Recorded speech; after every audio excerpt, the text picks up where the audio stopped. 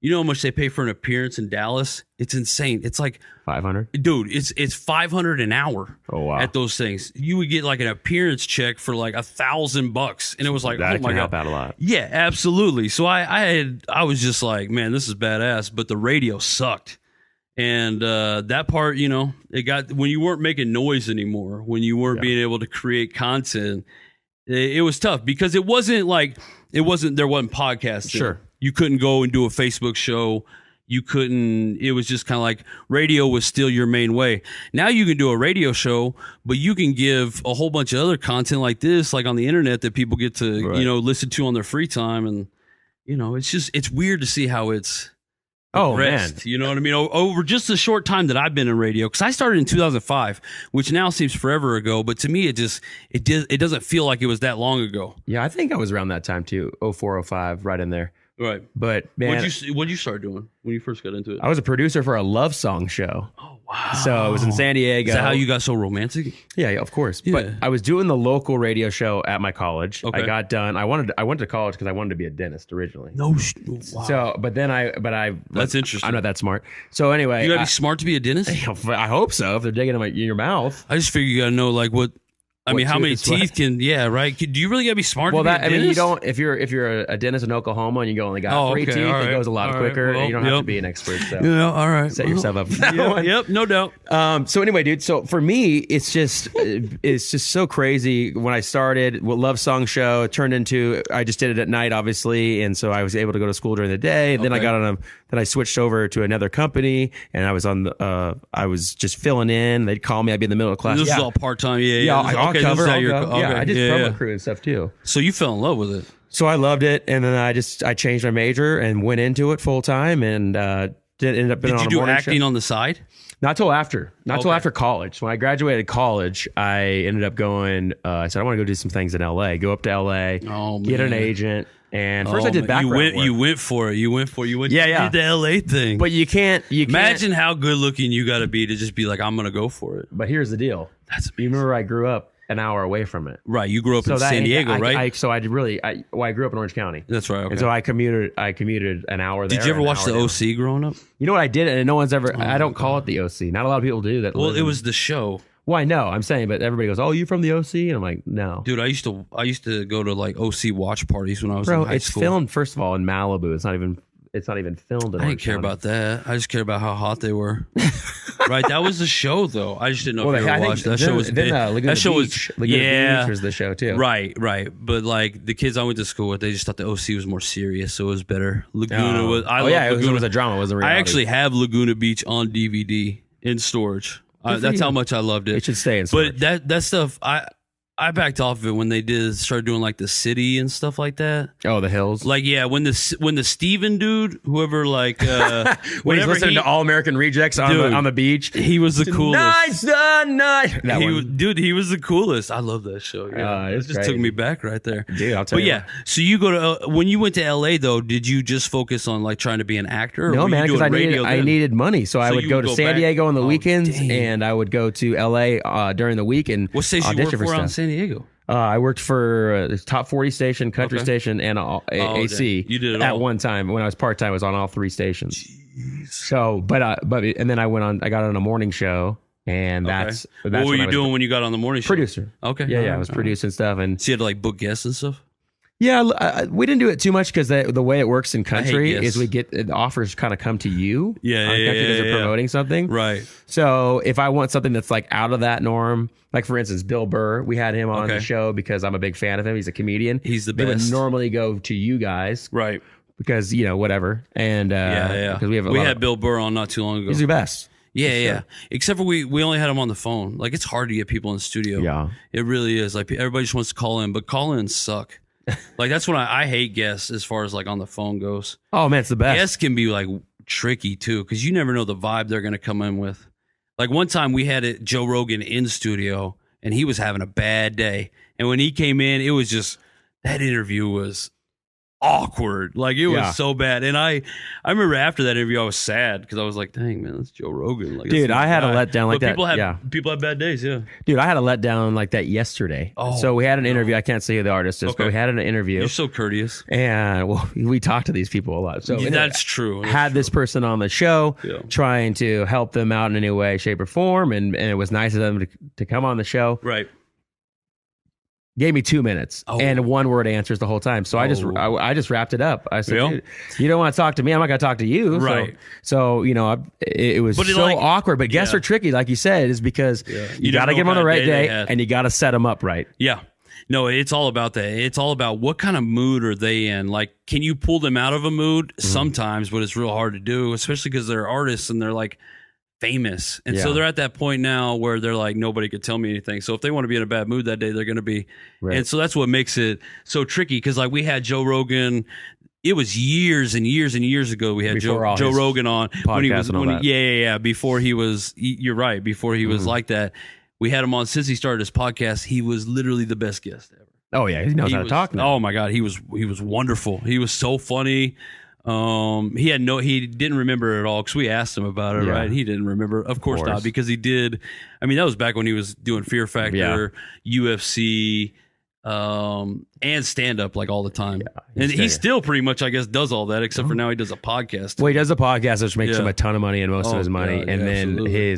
That Elon Musk podcast sent him to the moon. Yeah, and Yeah. then I think also just being able to go do go to shows or do what his hobbies and all that stuff, being able to do that stuff, because that's how he's kind of backed off all the, because he could be on TV shows and whatnot, which he was. He's got And, charisma. That's what it's all about having. you know what's funny is you charisma. said about the guests. For me, the way I bring them out is I don't ask them anything really about their music. Like I'll let them plug whatever they want to plug. So Yeah, for my yeah. thing, the last thing I would talk about for a comedian would be the show, and I'd have like maybe a couple of jokes that I know about them to feed them. But for artists that I interview, Yeah. I want to try to get themselves. I want to get a piece of who they are as like a person, like their personality. Right. Versus, I've done 3 interviews. Now I'm on to you, JR. Right. And it's the same. I'm going to give you the same thing because I'm going to ask the same questions. So I'll be like, hey, I got a question. What's the hardest song to perform live? Like that's the one I like to go into because you can do anything in a studio. Right. You got to think that one song in their head is like they see it in the set, like this is coming up. I got to wait for this their one. words. Yeah. So yeah. that's kind of, Even though there's no way they do. yeah, there's a track behind him. But that's the whole deal is that's how I try to pull them out. Something that let me hear their personality. Let me get a real answer from him, Right. And you have to interview artists all the time because, I mean, country music is It's a part, like, it's the biggest thing right now. But they're the best people to interview because they're Right. fun. They're down home. I love it. I very rarely have a bad experience. But man, there's so many, like, I feel like I can't keep up with country music because the artists are so, I mean, are there not Yeah. like a billion artists now? There was a billion artists. Like, I feel like back in the day, like, it was so much easier to maintain because you were like, okay, you got Garth, you Right. got George, you got Brooks and Dunn, you know what I mean? Well, it was like yeah. so easy to know, like, but now it's like, you guys have, the music is so hot right now and it's so much like, people are so into it that the artists that they churn out is insane. I can't keep up. Well, I think it's if you want to get into country music, you're moving to Nashville. So you got that cluster of people that kind of all come up together. Maybe they get Right. known for songwriting. Maybe they cut their own single and they kind of work their way up and then they kind of get on different levels. But also you hear about so many more artists than you do in any other genre because they are so they're so accessible. Right. So you're going to see artists and meet artists that you didn't know, and then a month later you're going to see them on the radio. So there's so many artists that get churned out. Some work, some don't. Right. But it's because they're so accessible. You hear about them more, so it seems like a ton are coming out. Now, if I went up to a top 40 station, I'd have no idea who's like hot on the radio right now. Something like We Are 8 or Letters 8 or something like that. I have no idea. I don't know. That's who my little girl is into right now. Like, it is some boy band, and I don't know what it is. Oh, is it the Asian boy band? I thought it was too, but it's like these other kids. They're kind of like I don't know. They're like what's the One Direction? Oh, okay. Except for, Called the 8. I don't know. Yeah, I forget the name of them. But anyways, but to your point though, I can't keep up. Now, do you ever feel like you have anybody in country music, like an artist that they are not necessarily, they're not about that life, if you will? Like they're not really About like the Being country part of music, radio? right? Like they'll play up this country role, like this backwoods, you know what I mean? Like the country lifestyle is essentially what I'm trying to ask. Do you ever feel like there's any frauds that come out? And you're like, man, you're not into country music. Well, the other thing is you could say that about me too, but the why could you say it about you? The fact of the matter is there's rednecks everywhere, man. I mean, they're everywhere. I mean, it's not about where you grew up to like country music. I mean, a lot of big artists are from California. Right. The thing too about what to answer your question is it's hard to say, hey, you're not about that life when the music I need to come up with something else. No, coming more and more pop. Right. So it's how do you go tell the artists into pop artists, you know, and people like Florida Georgia Line get a bad rap, and you may not. Is that the one that raps? No. They what's the one that raps?